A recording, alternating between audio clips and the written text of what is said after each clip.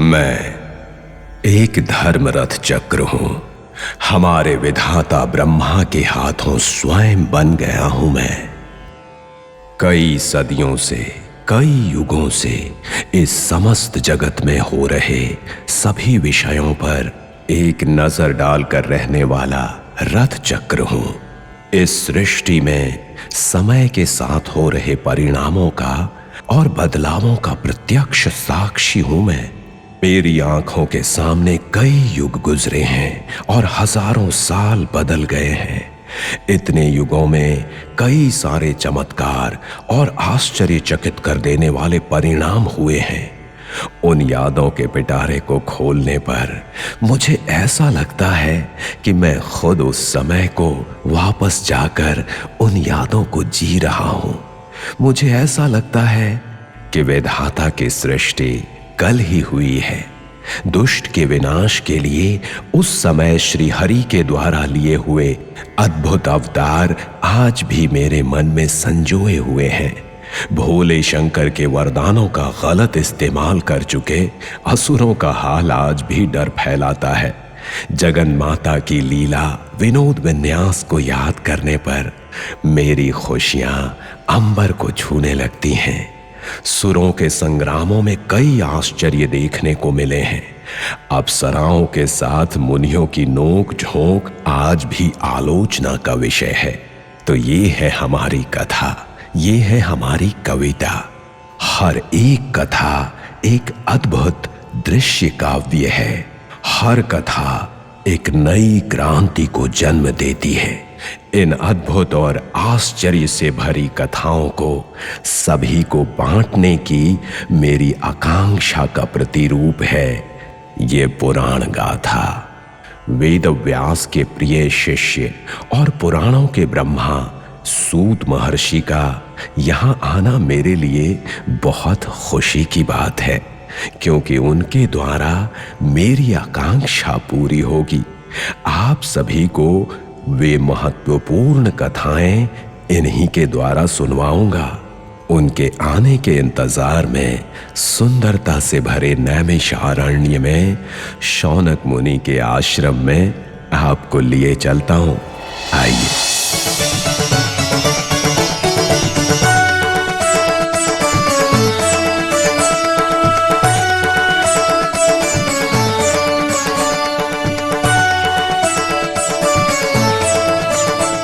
इसी नैमिषारण्य में शौनक मुनि का आश्रम है। सूत महामुनि के यहाँ आने का समाचार यहाँ के मुनियों को पता चला है, इसीलिए उनके स्वागत के लिए ये सारी तैयारियां की जा रही हैं।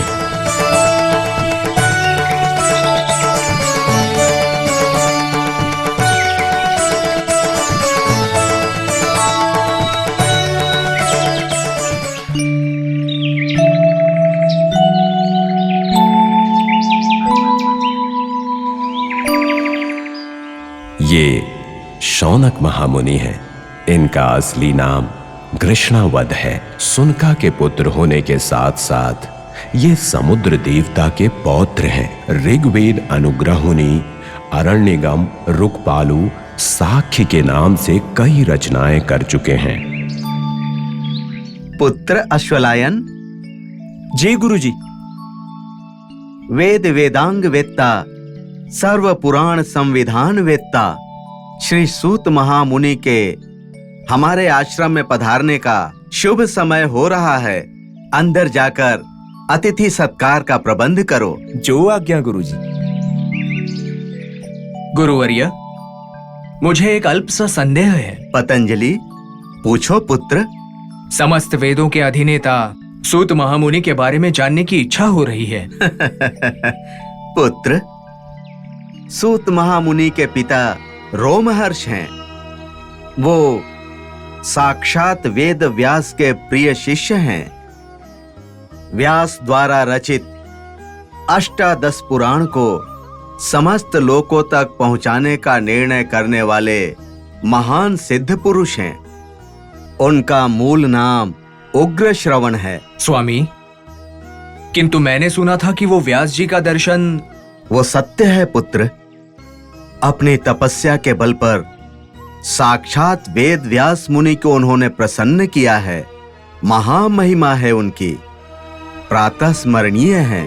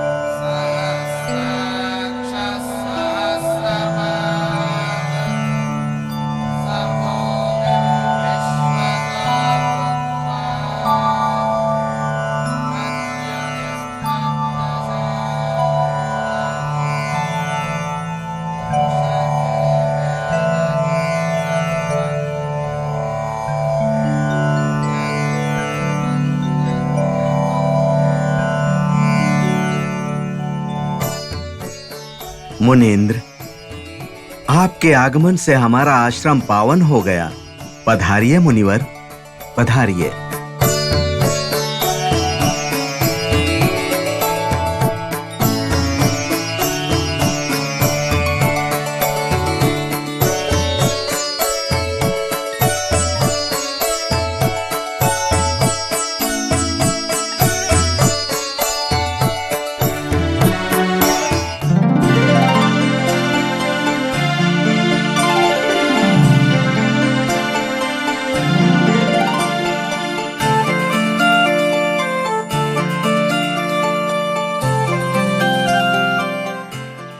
शौनक मुनिवर। जी स्वामी। परम पवित्र कहलाने वाले इस नैनीसी आरण्य में आना मेरे पूर्व जन्म का फल है।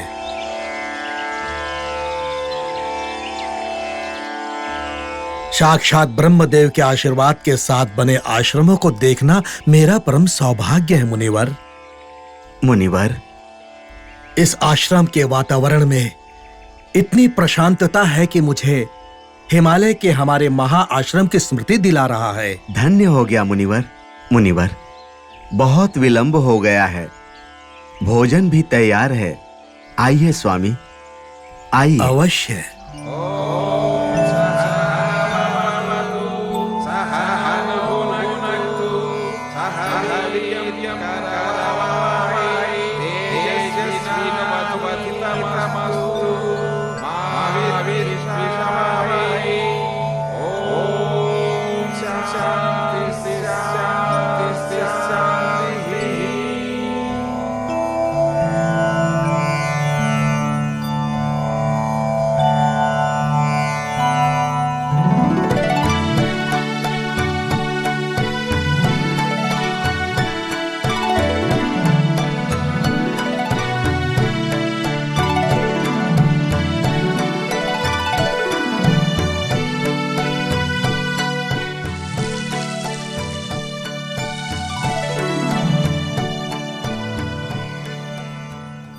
महानुभाव, उत्तरायण रहने तक आप यहीं रुककर हमारा आतिथ्य स्वीकार करें तो हम धन्य हो जाएंगे। आपके आत्मीयता से भरे आतिथ्य को देखने के बाद मैं भी आपको मना कैसे कर सकता हूँ। शौनक मुनिवर, आपकी इच्छा अवश्य पूरी होगी। पुराणवेत्ता, हम सभी की इच्छा यही है कि आपके द्वारा रचित अमोघ रचना अष्टदश पुराण को हम सबको भी सुनाने की कृपा करें। मैं भी आपको सुनाने के लिए उत्साहित हूँ। सनातन आर्ष संस्कृति के वारिस होने वाले आप जैसे तपोधरों को समस्त पुराणों का विज्ञान बताना ही मेरी इस यात्रा का मुख्य उद्देश्य है। धन्य हो गया स्वामी, धन्य हो गया।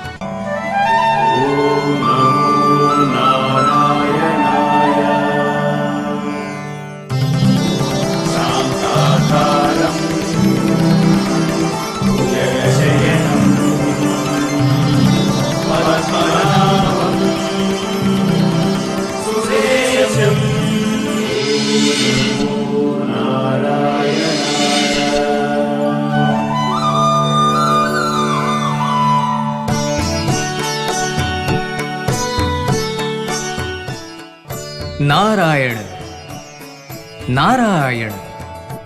लक्ष्मी नारायण को मेरा प्रणाम। क्या खबर लाए हो नारद? परमधामा, आपके बिना जाने इस संसार में कुछ होता है क्या? ऐसे भोले बनकर मुझे नई खबरों के बारे में पूछ रहे हैं आप? नारद, तुम हो ही त्रिलोक के ज्ञानी, त्रिलोक संचारी भी हो।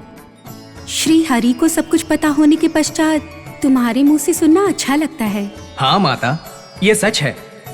मेरे मुंह से सुनने पर तो अच्छा लगता है, किंतु मेरे कहने के बाद नारद की वजह से ही सब समस्याएं हो रही हैं, ये कहकर कुछ लोग मुझ पर ही इल्जाम लगा रहे हैं। नारद, कार्यकर्ता आरोप के डर से चुप रह गए तो अद्भुत कार्य नामुमकिन हो जाएगा। मतलब क्या मैं समस्याओं का कारण हूँ क्या? आप भी वही कह रहे हैं?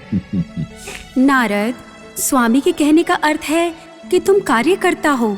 ओह वैकुंठ स्वामी, आपसे बात करने पर मेरे मन को बहुत आनंद मिलता है। आज तक मेरे मन के किसी कोने में थोड़ा दुख था। किस बारे में नारद? हाँ, कुछ नहीं भगवान, बस यही कि मैं सच में समस्या से अपना पेट भरता हूँ या फिर बिना जाने समस्या का कारण बन जाता हूँ। तुम सच में समस्या का कारण हो, परंतु तुम्हारा हर कार्य लोक कल्याण के लिए है, तुम्हारा पेट भरने के लिए नहीं।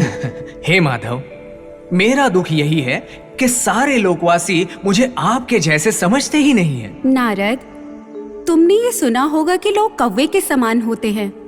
उनकी बातों पर ध्यान देने से मानसिक क्षोभ और मनोव्याध के अलावा कुछ नहीं होता है। आपने सत्य कहा है माता, आज से मैं किसी की बात पर ध्यान ही नहीं दूंगा।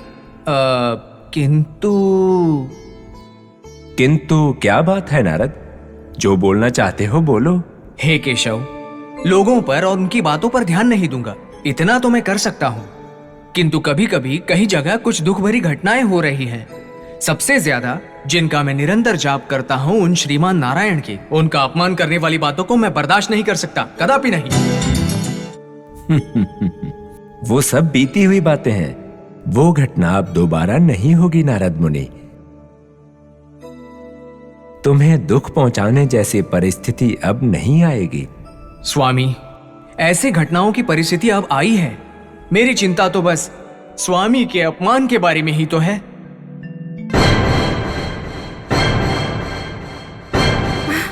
मेरे स्वामी का अपमान? ये क्या कह रहे हो तुम नारद? मेरे स्वामी का अपमान कौन कर रहा है? मैं जानता हूं मां, मुझे पता था कि आप ये सवाल जरूर पूछेंगी। सही समय पर सही सवाल पूछा है आपने। आपके सवाल का जवाब देना हरिभक्त होने के नाते मेरा कर्तव्य है। उनका नाम सूत महामुनि है। क्या? सकल वेदों के ज्ञानी, पुराण रचयिता, ज्ञान ब्रह्मा सूत महामुनि हमारा अपमान कर रहे हैं? मुझे सुनने में आश्चर्य हो रहा है। होगा ही स्वामी, आपको आश्चर्य होगा ही। अब तक आपका किसी ने अपमान नहीं किया है ना, इसलिए आश्चर्य होगा ही। किंतु मेरे स्वामी का अपमान किया जा रहा है, यह सुनकर मुझे बड़ा दुख हो रहा है। नारद, तुम्हारी बातें स्वामी को ही नहीं, मुझे भी समझ नहीं आ रही है। माता, आपको समझ में नहीं आ रहा है तो ठीक है, किंतु जगत नाटक सूत्रधारी स्वामी को भी समझ में नहीं आ रहा है। मतलब ठीक है, समझ में आए या ना आए, बताना मेरा कर्तव्य है। तुम्हारे मुंह से सुनने को स्वामी तरस रहे हैं। वैसे तुम्हें ये भय तो नहीं लग रहा कि वो स्वामी का अपमान करेंगे? माता, दक्षिण देश की यात्रा के भाग में ये सूत महामुनि नैनिशी अरण्य में शौनक मुनि के आश्रम में जाकर उनकी इच्छा के अनुसार अष्टादश पुराणों का पठन करने वाले हैं। पुराणों का पठन श्रवण करना अच्छा ही तो है। हाँ, अच्छा है ना स्वामी, मैंने कब मना किया है। किंतु अगर उस सूत महामुनि ने आपके पुराणों के अलावा ब्रह्मा जी के या शिव जी के पुराणों से प्रारंभ किया तो मेरा क्या होगा? किसके पुराणों से प्रारंभ हुआ उससे क्या होगा? उसमें इतनी दुखी होने वाली क्या बात है नारद? हे महानुभाव, आप में अच्छाई के साथ साथ भोलापन भी बढ़ गया है। श्री महाविष्णु साक्षात परिपालन करता है। देवताओं के बीच कई बार समस्याएं आई हैं, तो आपने ही तो उन्हें बचाया है। साक्षात विधाता को रुद्र के क्रोध से आपने ही तो बचाया है। क्षीर सागर के बीच जगन मोहिनी का अवतार लेकर सकल देवताओं को समस्या से बाहर निकालने वाले आप ही तो हैं। उतना ही नहीं, भूदेवी की रक्षा के लिए वराह अवतार आप ही ने तो लिया है। परमेश्वर जब गजासुर के पेट में बंदी हुए तब आपने ही तो उन्हें बचाया है। देवताओं को, राक्षसों को, सकल चराचर सृष्टि को कई बार बचाकर उनकी रक्षा करके अग्रस्थान पाने वाले आप ही तो हैं। बताइए स्वामी, क्या मैं गलत कह रहा हूं माता? इसीलिए आपके पुराणों से ही प्रारंभ करना केवल मेरी इच्छा नहीं है, आपके समस्त भक्तों की भी इच्छा है। नारद, त्रिमूर्ति में किसी के पुराणों से भी प्रारंभ करें, अच्छा ही है। अनावश्यक समस्या को विवाद मत बनाओ। नारद व्यर्थ में विवाद नहीं कर रहे हैं, वो सिर्फ आपकी प्राधान्यता की इच्छा कर रहे हैं। इसमें गलत ही क्या है? देवी, सुत महामुनि पुराण ज्ञान को सकल जनों तक पहुंचाने की कोशिश में है, तो इसमें प्राधान्यता और अग्रता की बातों को हमें प्रमुखता नहीं देनी चाहिए। वो अहंकार का तत्व है। तत्व के बारे में आप मुझे मत समझाइए। उस सूत महर्षि को सबसे पहले विष्णु पुराण से ही पुराण पठन का कार्य प्रारंभ करना चाहिए। हे माधव, अब मुझे और कुछ कहने की जरूरत नहीं है। अब जो भी होगा आपकी दया प्राप्ति है, तो अब मुझे आज्ञा दीजिए भगवान। नारायण नारायण।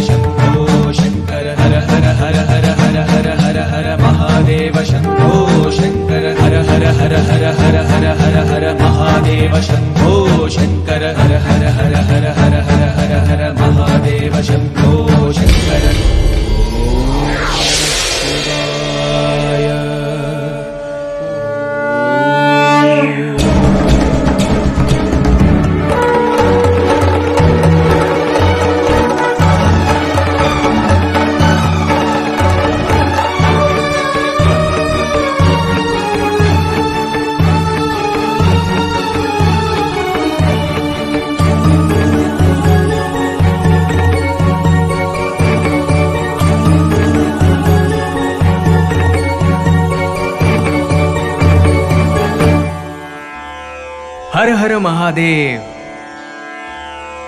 हर हर महादेव।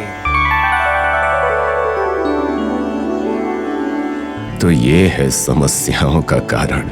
मुझे सावधान रहना पड़ेगा। जगत धारा, हे महेश्वर, देवाधिदेव शिव शंकर, नमो नमः। आहा, आपके केवल दर्शन मात्र से ही मुझे बहुत आनंद हो रहा है। पर पता नहीं क्यों मुझे तो डर लग रहा है। कहां से आप आ कहां से रहे हैं? लगता तो है बैकुंठ से आ रहे हैं। आप सकल चराचर सृष्टि के लय करता हो। कब कौन कहां क्या कर रहा है, किस समय कहां क्या हो रहा है, ये तो आप जानते ही हो ना प्रभु। नारद, कारण यहां आने का कारण क्या है नारद? बिना किसी कारण के कैलाश नहीं आ सकते क्या प्रभु? आ तो सकते हैं, किंतु समस्या का कारण जब कैलाश हो तो विशेष रूप से आना पड़ता है। शिव शिव, नारद की समस्याएं लोक कल्याण के लिए है ना, तो फिर पता नहीं क्यों समस्याओं का कारक, समस्याओं का प्रिय सब लोग मुझे यही बुलाते हैं, जबकि मैं ऐसा हूं ही नहीं भगवान। पता नहीं नारद, मैं ये तो नहीं जानता कि कौन तुम्हें देखकर क्या क्या कहता है, किंतु एक बात है, मुझे हमेशा लगता है कि तुम अलौकिक हो, क्योंकि शिव और पार्वती का कल्याण भी तुम्ही ने किया है। सच है ना? हे परमेश्वर, आप अच्छी तरह से जानते हैं कि किस प्रकार से बंद किया जा सकता है। बंद करने की बात है? हाँ स्वामी। नारद,